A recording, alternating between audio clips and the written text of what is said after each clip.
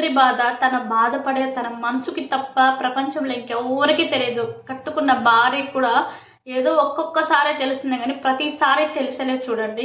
తను చెప్పితే తప్ప మనకి తెలిసలేదన్నమాట. అదే మన బాధలు ఎన్నున్నా షేర్ చేసుకుంటాము.